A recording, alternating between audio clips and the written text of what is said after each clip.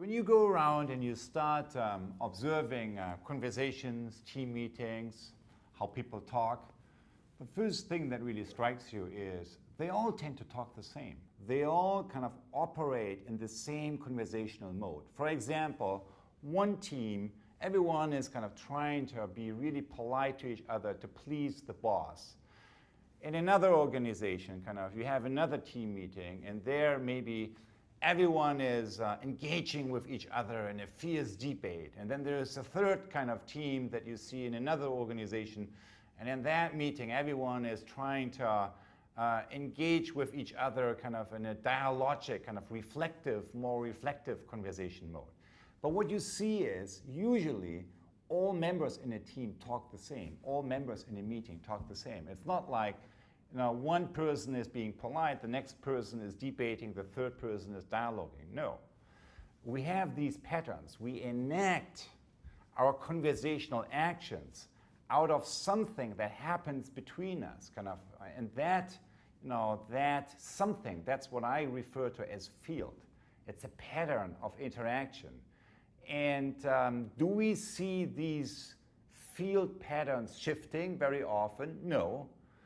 Does it happen? Yes, it can happen. If it does happen, we usually all notice it, and it usually affects everyone in the team to shift from one mode of operating to another one.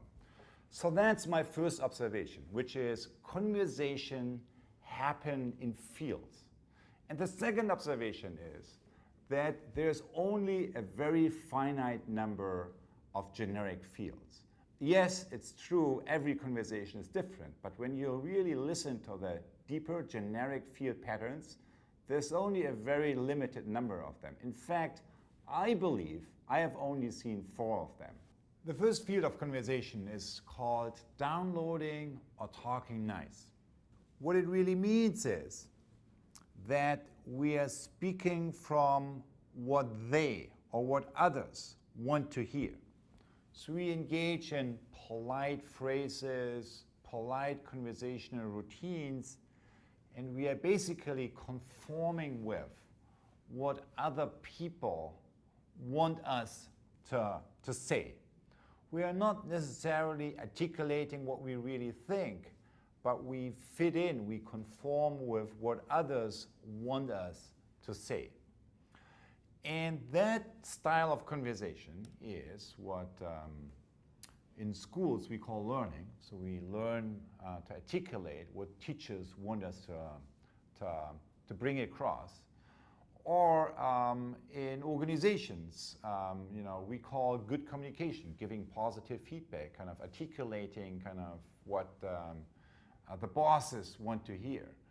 And probably none of us in this global community of change makers that comes together here in this ULab would be in this place if we couldn't at least to some degree deliver on this field of conversation.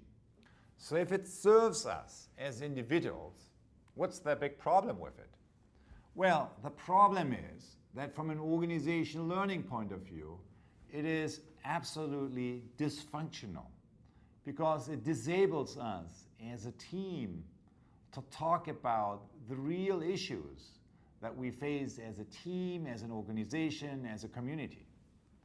And that actually brings us to the second field of conversation, something that we call debate or talking tough, and something that essentially is based on speaking from what I think rather than from what they want me to say.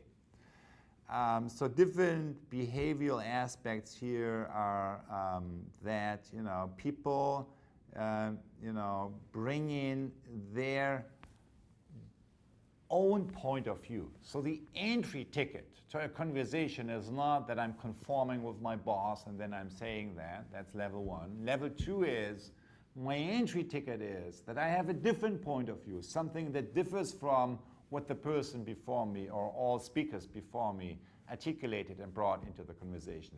That is what gives me legitimacy to articulate the point of view that I want to bring in. While it's a great thing to have they're great progress, you could say, with this style of conversation is that we bring all the different viewpoints that exist in a team, in a social situation, in a community, that we bring them onto the table. That being said, the limitation of this style of conversation is that people cannot get beyond their point of view. If you kind of imagine kind of the viewpoint is like a jacket. So in this debate style of conversation, the way I feel is I am my jacket. If you going to attack or to criticize my viewpoint, you're criticizing me, you're attacking me. And that's exactly how I'm going to respond to you, which is I will be defensive. I will defend my viewpoint and I will argue why you're wrong and why my perspective is the better one, which leads us to the third level of conversation, reflective dialogue, a dialogue or reflective inquiry. And the essence of this kind of third field of conversation is that I am beginning to speak from seeing myself as part of the whole. Remember the astronaut movie that we showed last week? Going out for the moon, for the stars, and then turning around the camera and beginning to see planet Earth and planet Self.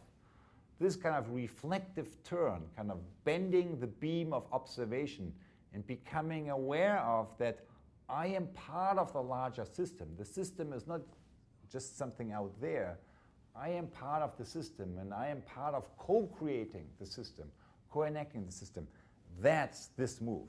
So when we talk about dialogue and reflective inquiry, it is the capacity of a system to see itself.